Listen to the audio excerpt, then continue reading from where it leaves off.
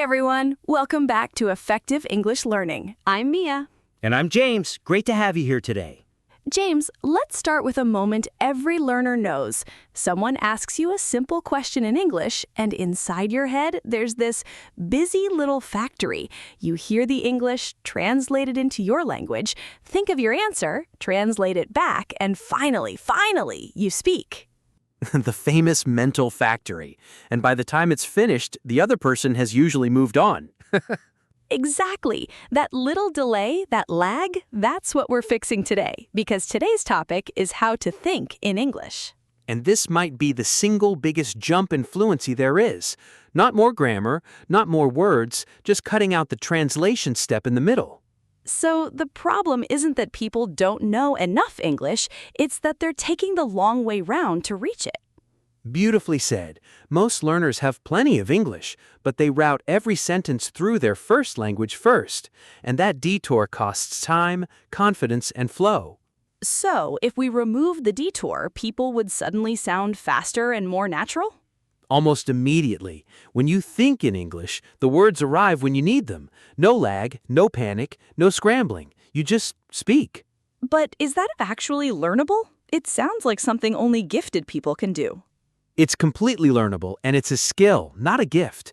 Today, we'll climb a ladder of small steps, from labeling objects all the way up to genuinely thinking and even dreaming in English. From sticky notes to dreaming in English, that's quite a journey. And every step is small and doable. You don't leap into thinking in English. You sneak into it, gently, a little more each day. So, if your head feels like a slow translation machine, stay with us. We're about to speed it right up. And no, we can't rewire your brain by Friday. Never. Just real, usable steps. Let's get into it. So let's speed up that busy little factory in your head. Here we go. Before we go on, if you enjoy these chats, please tap subscribe. It's free, and it helps more learners find us. And a quick like really does help. Thank you. It means the world to us. So James, first, the why. Why do our brains insist on translating in the first place? Because it's how you started, and the brain loves a familiar path. When you first learned English, every word came with a translation. Apple equals, then your word. That link got wired in early and deep. Oh, so translating isn't a bad habit I chose, it's just the road my brain already built. Exactly. And that's a kinder way to see it. It was useful at the beginning, but now, at your level, it's become the very thing slowing you down. And why does it slow us down so much? A translation is quick, isn't it? It feels quick, but it's really 3 jobs where you need 1. Understand the English, cross into your language, then cross back to answer. 3 border crossings for every single sentence. Oh, and in a real conversation, there simply isn't time for 3 border crossings. There isn't, so you freeze or you fall behind. And here's the deeper problem. Translating word for word often produces strange, unnatural English, because your language and English don't map neatly onto each other. Oh, that's true. When I translate directly, the sentence comes out sounding a little broken. Because every language arranges the world differently. Word order, little phrases, the way you'd naturally say something. None of it translates one-to-one. Thinking in English skips all of that, and it just sounds right. So the goal isn't a faster translator in my head, it's no translator at all. No translator at all.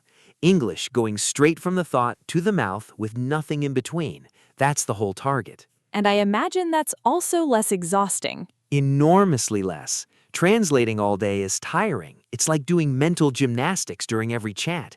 Thinking in English is calm. The words simply appear. So let's understand what that actually feels like before we build it. Because once you know the feeling, you'll know what you're aiming for. So what does thinking in English actually feel like? Describe it for me. Here's the heart of it. When you see a chair, do you translate the word chair? No, you just know it's a chair. The word and the thing are joined directly. Right. In my own language, there's no gap at all. The word is the thing. That's the goal for English too. The word chair should connect straight to the object, not to your language's word for chair and then to the object. You cut out the middle step. So I want the English word wired directly to the meaning, not to my translation. Exactly. Picture two roads. Road 1, English word, then your language, then the meaning. Road 2, English word, straight to the meaning. Road 2 is thinking in English, and it's twice as fast. So every word I connect directly is one less translation my brain has to do. And you already have some of these. Words like okay, hello, coffee. You don't translate those, do you? They're already wired straight to the meaning.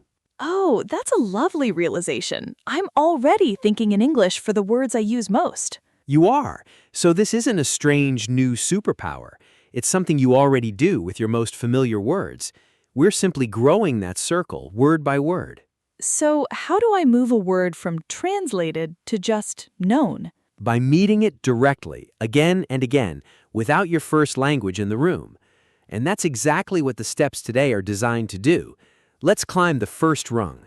From chair equals my word equals the thing to just chair. I'm ready. Then let's start with the easiest, most fun step of all. The easiest, most fun step. What is it? Label your world, literally. Little sticky notes on the things around your home. Mirror, fridge, window, door. Every time you see the object, you see its English name right there. So the word and the thing are stuck together, literally. Literally, glued together.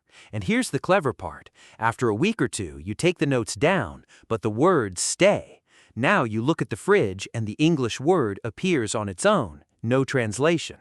So the sticky note builds the direct road, and then the road stays even when the note is gone.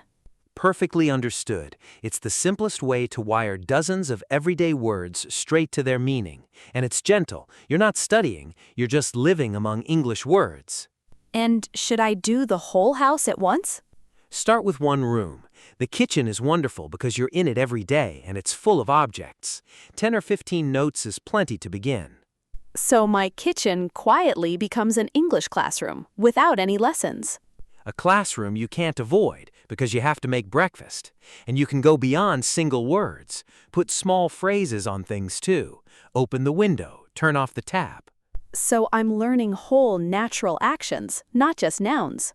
Exactly. And say them out loud as you do them. I'm opening the window.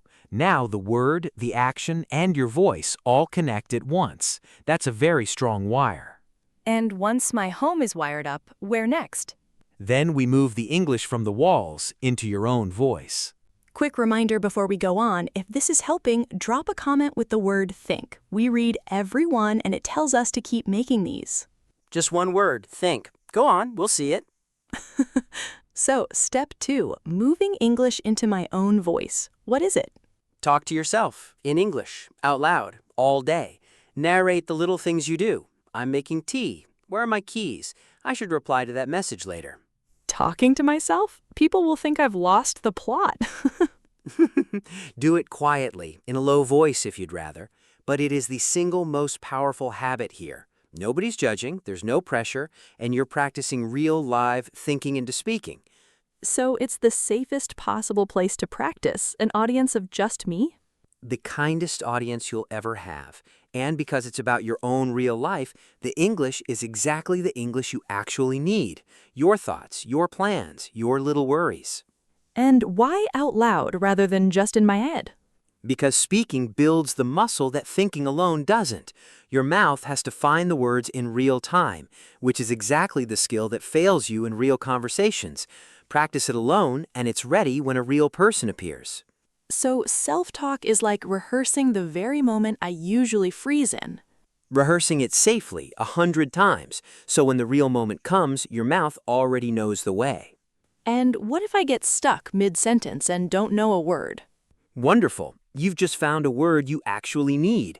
Say the sentence a simpler way for now and look the word up later. That little gap is your brain showing you exactly what to learn next. So even getting stuck is useful. It's a personal lesson made just for me. The best lessons are the ones your own life hands you. Narrate your day and your life writes your syllabus. Now, the deeper version of this. The deeper version, so beyond talking out loud. Yes, your inner voice. We all have a little voice in our head narrating our day silently. The real goal is to gently switch that voice into English. The voice I think in, that feels like the very center of it all. It's the summit of the whole climb. When your private silent thoughts happen in English, you're not practicing anymore. You're simply an English thinker. But that sounds hard. My inner voice has been in my language my whole life. It has, so we go gently and in pieces. Start with tiny thoughts, little commentary. I'm hungry. It's cold today. I don't want to do this. Small, simple, honest thoughts in English. So I don't switch my whole mind over at once.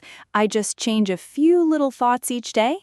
Exactly. A few thoughts today, a few more next week. Some moments in English, most still in your language. And slowly the balance tips. There's no dramatic switch. It's a quiet drift.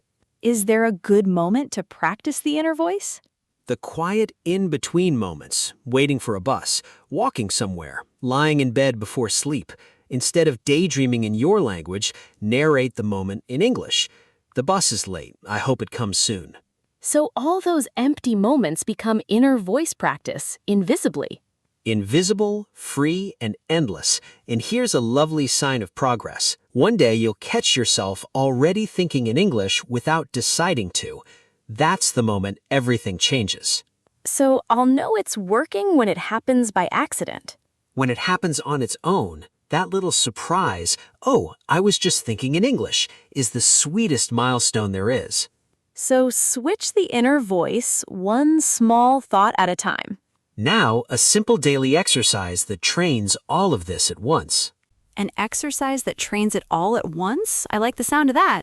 It's beautifully simple.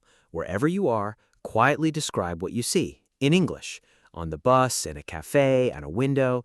Just narrate the scene. Give me an example.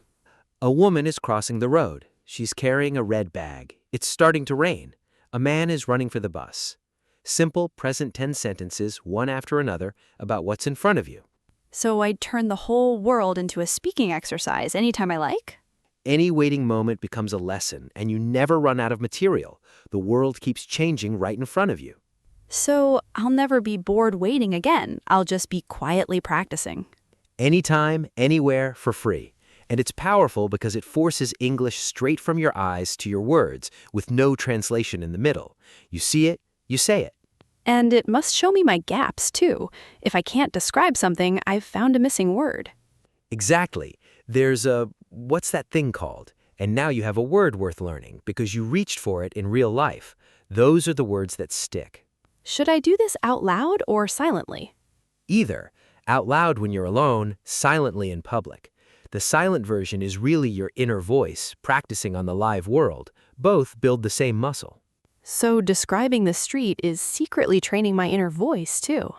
It's all the same muscle, and you can make it a small daily game, 1 minute of describing whenever you're waiting somewhere. Tiny and surprisingly powerful. A 1-minute game I can play anywhere. That's easy to keep up. Easy to keep, and it works fast. Describe your world, and your world becomes your teacher. Now, a small trick that protects all this progress. A trick that protects my progress. What is it? When you're thinking or speaking in English and you hit a word you don't know, resist the urge to instantly reach for a translation. Try to go around it first. Go around it, but surely looking it up is helpful. Later, yes, but in the moment, reaching for your first language drags the translator right back into the room. Instead, describe the missing word in English. Talk your way around the gap. So if I don't know a word, I explain it instead. Exactly. Forgot the word kettle? Say the thing you boil water in. Forgot generous? Say someone who likes to give a lot. You stay inside English the whole time. Oh, that's clever. And that's a real conversation skill too, isn't it? It's one of the most important skills there is. Native speakers forget words constantly and just talk around them. Learning to do that keeps you speaking instead of freezing, and it keeps the translator switched off. So the gap isn't an emergency. It's just a little detour I take, still in English. A calm little detour. And here's a phrase for that in-the-moment skill: to get your point across. To get your point across, so to make people understand your meaning even imperfectly. Exactly. Getting your point across matters far more than finding the perfect word. Communication first, perfection later. That mindset alone will free your speaking. So talk around the gap, get your point across, and stay in English. Now, what to do on the days your brain slips straight back to translating? And it will slip back, won't it? Especially when I'm tired or nervous. Absolutely it will, and that's completely normal. Under stress, your brain runs to its oldest road, your first language. That's not failure, that's just biology. So I shouldn't panic the first time I catch myself translating again. Please don't. Progress here isn't a straight line, it's a wobbly one that trends upward. Some days you'll think in English beautifully. Some days you'll translate every word. Both are part of it. So what do I do when I notice I've slipped? Nothing dramatic. Just gently notice, I'm translating again, and softly steer back. One English thought. No scolding, no giving up, just a quiet nudge back onto the new road. Amazement. So the skill isn't never slipping, it's noticing and steering back. That's the whole skill, honestly. Every time you notice and return, the new road gets a little stronger and the old one a little quieter. That's how the wiring slowly changes. And how long does this take realistically? Longer than a weekend and shorter than you fear. With small daily practice, most people feel a real shift in a few months. And it never fully finishes. It just gets easier and more natural forever. So I stop chasing a finish line and just enjoy the road getting smoother. Beautifully put. And there's a lovely marker of deep progress, the day you dream in English. When your sleeping mind uses English, it has truly become part of you. Dreaming in English, that's such a magical goal to imagine. And it trumps for people who keep gently practicing, not forced. Just one day, it arrives, like a gift. So I keep taking the small steps and let the big changes surprise me. That's exactly the spirit. Now let's gather it all up. All right, let's pull it all together. James, first, why does thinking in English matter so much? Because translating in your head is 3 jobs where you need 1. Cut out the middle step and you speak faster, sound more natural, and stop freezing. The goal is English straight from thought to mouth. And the ladder of steps to get there? Step 1, label your world so words wire straight to things. Step 2, talk to yourself out loud all day. Step 3, switch your silent inner voice into English, one small thought at a time. And Step 4, describe what you see, turning the world into practice. And the trick that protects it? When you hit a missing word, don't reach for a translation. Talk around it in English and get your point across. Communication first, perfection later. And when we slip back into translating? We just notice and gently steer back. It's a wobbly line that trends upward. Every return makes the new road stronger, and one day you might even dream in English. And today's handy phrases? To take the long way round, to get your point across, and to lose the plot. Plus that lovely milestone to think in English without even trying. And the one big idea if you forget everything else? Stop translating, start connecting. Wire English words straight to the things and thoughts they mean, a little more each day, and the lag simply disappears. So here's our question for you today, and we really do read every comment. Right now, in English, describe the room you're in. Just one sentence. Type it below, straight from your head, no translating. Let's see you think in English. And if this helped, a like, a subscribe, and a share with a friend who's tired of translating in their head would mean the world to us. So start small today. Label one room, narrate one walk, think one English thought. And let the lag disappear, one thought at a time. See you next time. Bye, everyone.